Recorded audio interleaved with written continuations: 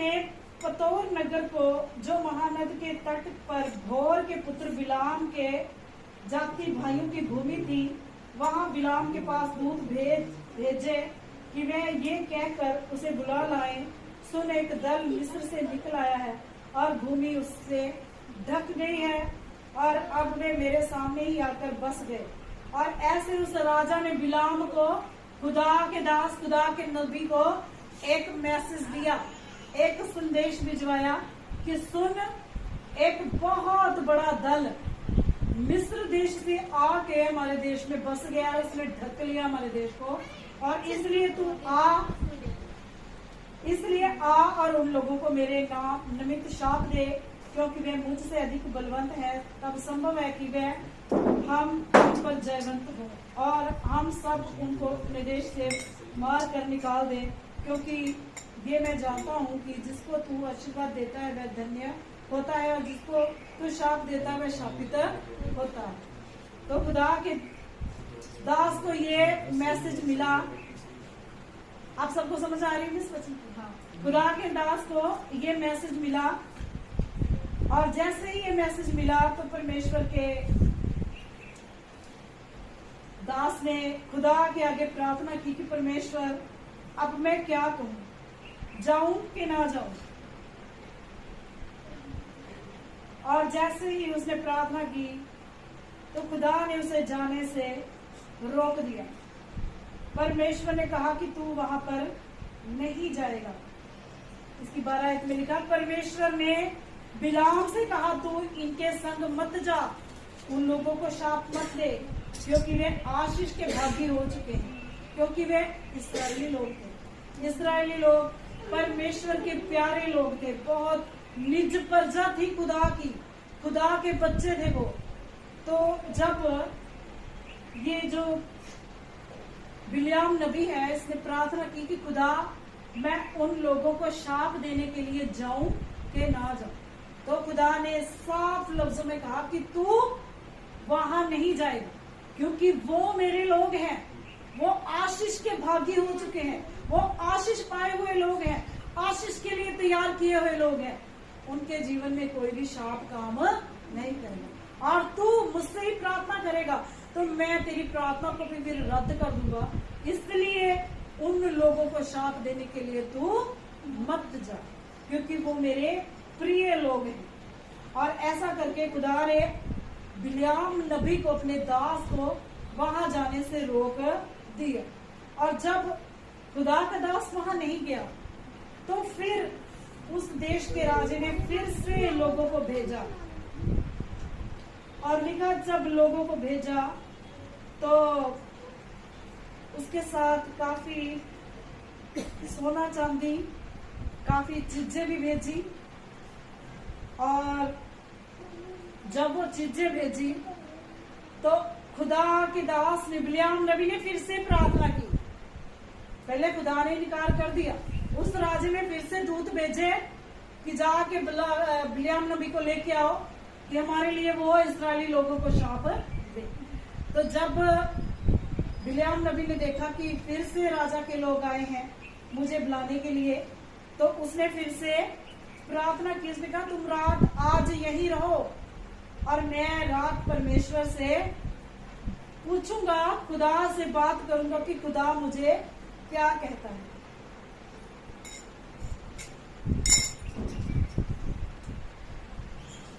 और जैसे ही इसकी 18 से हम पढ़ेंगे, बिलाम ने बलाक के कर्मचारियों को उत्तर दिया, चाहे बलाक अपने घर को सोने चांदी से भरकर मुझे दे दे, तो भी मैं अपने परमेश्वर यहोवा की आज्ञा को पलट नहीं सकता कि उसे घटा कर जा बढ़ा कर मानूं। इसलिए अब तुम लोग आज रात को यही टिके रहो, ताकि मैं जान लूं कि यहोवा मुझसे और क्या कहता है। परमेश्वर ने रात को बिलाम के पास आकर कहा, यदि वे पुरुष तुझे बुलाने आए हैं तो तू उठकर उनके संग जा, परंतु जो बात मैं तुझसे कहूँ उसी के अनुसार करना। अब पहली मर्जी तो खुदा ने उसे बता दी थी कि तूने वहां पर नहीं जाना। ये बिलाम नबी जो था, जैसे सोना चांदी देखा क्योंकि राजा ने बहुत सी चीजें भेजी थी, तो इसने कहा कि मैं खुदा की इच्छा को तोड़ नहीं सकता, घटा बढ़ा नहीं सकता, लेकिन फिर भी तुम आज रात यही रहो, मैं रात को खुदा की इच्छा जानू। अब दूसरी बार जो ये प्रार्थना कर रहा है, ये अपने मन से कर रहा है खुदा को मनाने के लिए, क्योंकि पहली इच्छा परमेश्वर ने इसे बता दी। अब ये अपनी इच्छा, जैसे हम सब भी करते हैं, हमें पता होता है कि खुदा इस चीज के लिए मानेगा नहीं, ये खुदा की ओर से नेगेटिव है। फिर भी हम कई बार सर डाल के तो दे के, नहीं प्रभु तू कर दे, प्रभु तू कर दे, अपनी इच्छा मनवाने के लिए खुदा से जोर जबरदस्ती करते हैं कि खुदा अब हम तो अपनी इच्छा से हट नहीं सकते, तू अपनी इच्छा बदल दे, तू बदल जा। ऐसे ही बिलियाम भी कर रहा है, कहता फिर से प्रार्थना करूंगा। तो खुदा ने देख लिया कि इसका जो मन है अब थोड़े लालच में आ रहा है, इसलिए खुदा ने कहा तू जाएगा सही वहां जा, क्योंकि तू नहीं, अगर मैं आज्ञा नहीं दूंगा तो वो राजा बार बार अपने दूतों को भेजेगा और तू बार बार प्रार्थना करता रहेगा, मेरा सर खाता। तो परमेश्वर ने कहा अब तू जा, लेकिन तू वहां पर बोलेगा कुछ भी नहीं, जो कुछ मैंने बोलना है वही मैं तेरे अंदर से, मेरा आत्मा तेरे बीच में होके बोलेगा। तो ऐसा परमेश्वर ने उसे कह दिया कि अपना जुबान, अपना मुंह तू वहां पर जाके बंद ही रखेगा। और लिखा इसकी 21 आयत में हम पढ़ेंगे, तब बिलाम भोर को उठा और अपनी गदी पर काठी बांधकर मोआबी हाकिमों के संग चल पड़ा, और सुबह उठकर अपनी गदी को लिया, उसके ऊपर काठी बांधी और मोआब के कुछ हाकिमों को साथ लिया के संग चल पड़ा। और लिखा उसके जाने के कारण परमेश्वर का कोप भड़क उठा और यहोवा का दूत उसका विरोध करने के लिए मार्ग रोक कर खड़ा हो गया और अपनी गदी पर सवार होकर जा रहा था। वे अपनी गदी पर सवार होकर जा रहा था और उसके संग उसके दो सेवक भी थे। और लिखा जब वो अपनी गदी को संग लेके जा रहा था अपने दो सेवकों के संग, तो खुदा का दूत उसका विरोध करने के लिए, उसको रोकने के लिए उसके मार्ग में खड़ा, उसके रास्ते में खड़ा था। लेकिन ये दूत बिलियाम को नहीं दिख रहा था, बिलियाम उस दूत को नहीं देख पा रहा था, लेकिन वो गदी जिसके ऊपर वो सवार होता था वो उस स्वर्गदूत को देख रही थी। और लिखा जब गदी को स्वर्गदूत दिख रहा था तो गदी आगे नहीं बढ़ पा रही, मार्ग में कहीं पर उसे गिरा रही है, कहीं इधर से जा रही है, उधर से जा रही है, लेकिन वो खुदा के दूत के आगे नहीं जा रही।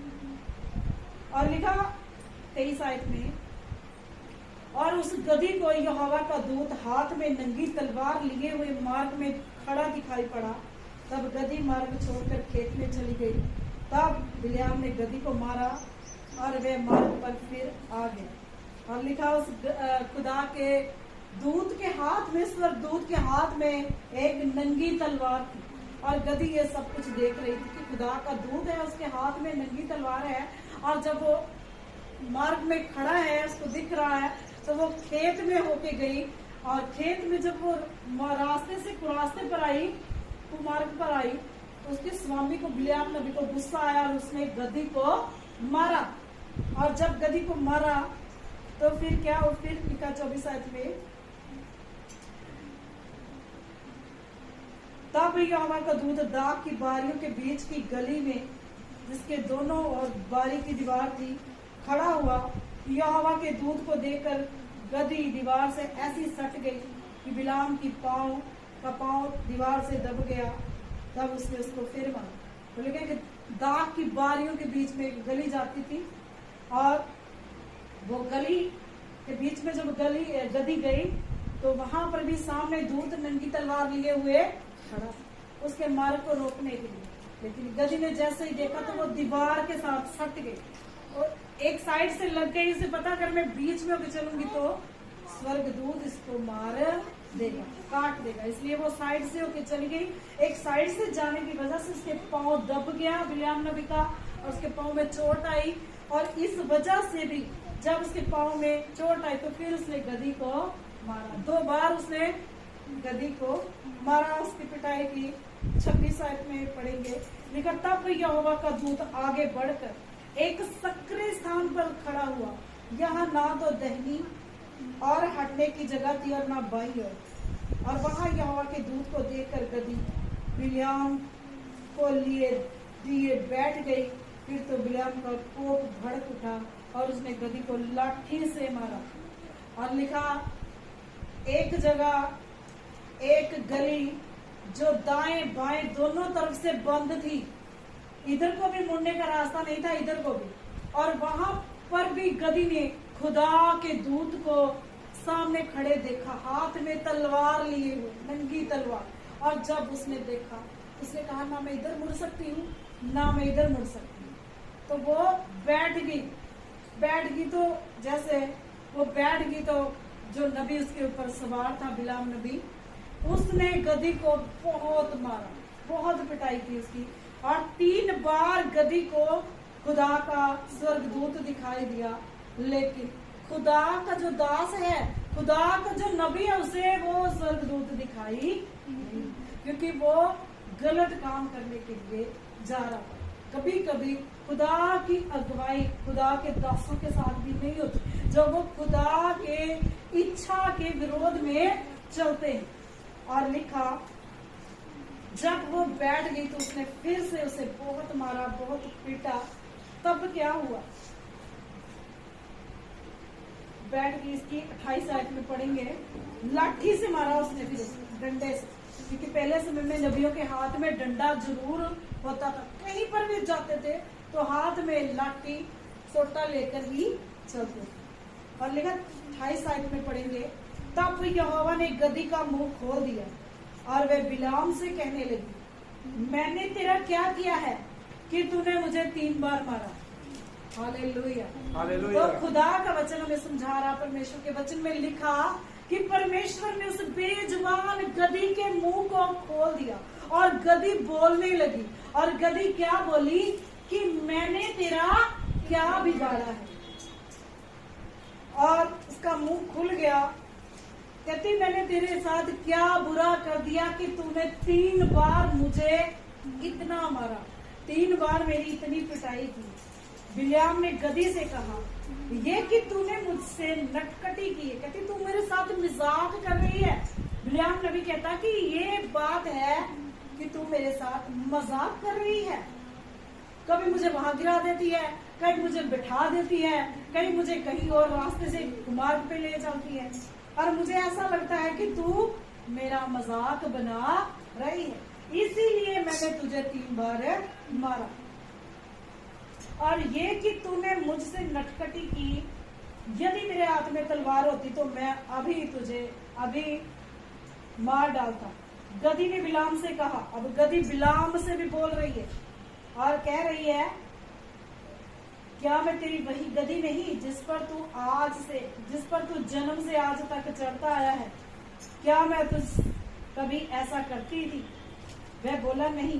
तब यहोवा ने बिलाम की आंखें खोली और उसको यहोवा का दूत हाथ में नंगी तलवार लिए हुए मार्ग में खड़ा दिखाई पड़ा, और वह झुक गया और मुंह के बल गिरकर दंडवत की।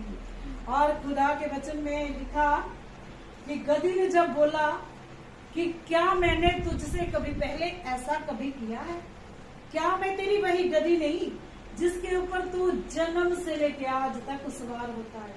और कभी मैंने तुझे हल्की सी भी खरोच लगने दी?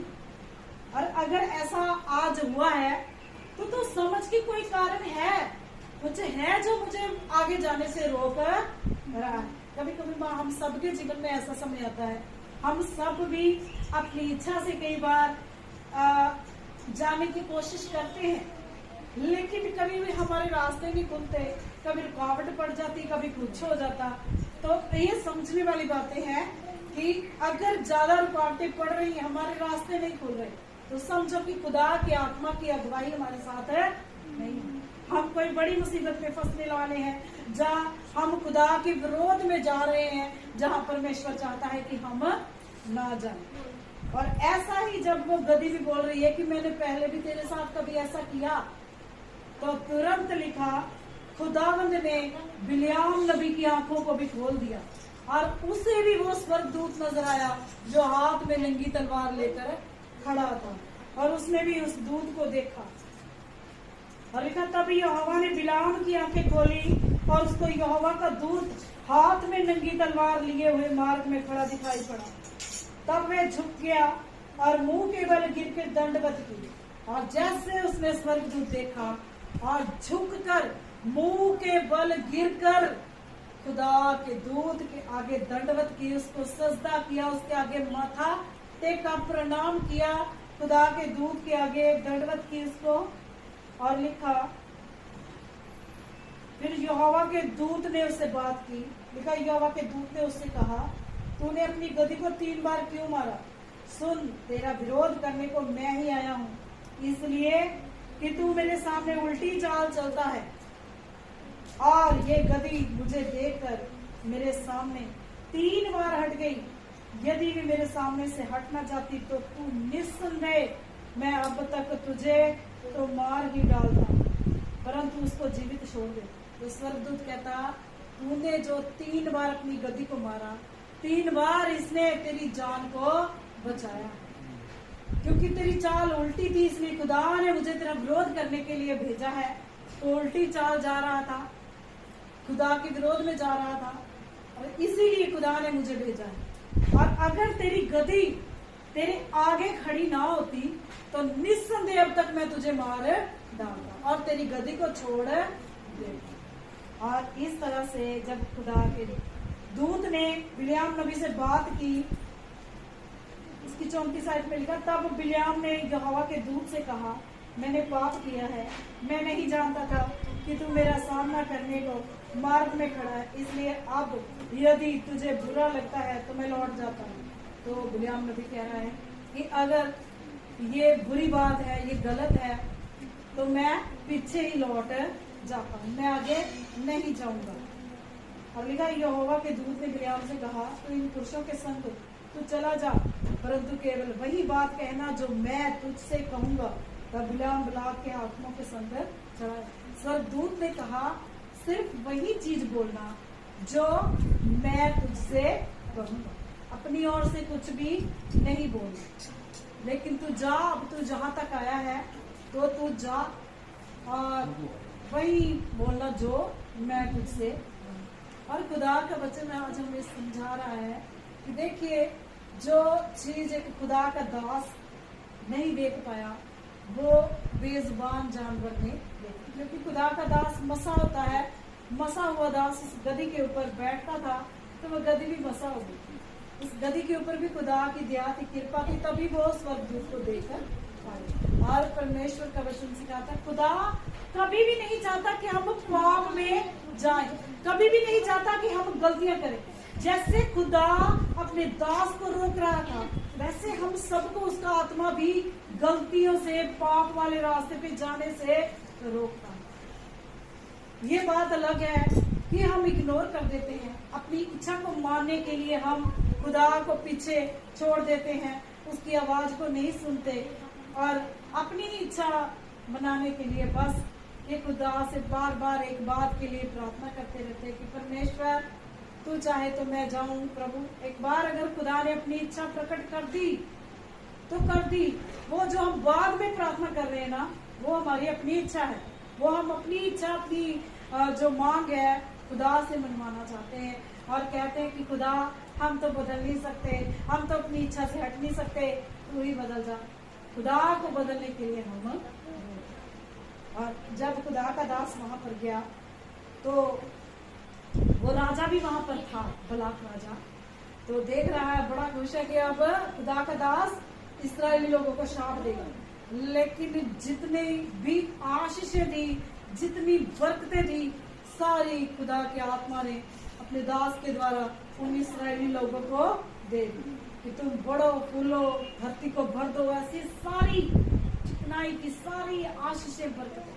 तो राजा देख रहा है कि ये क्या हो रहा है, ये तो उल्ट हो रहा है, मैंने तो इसे शाप देने के लिए बुलाया है और तू इन लोगों को आशीष दे रहा है।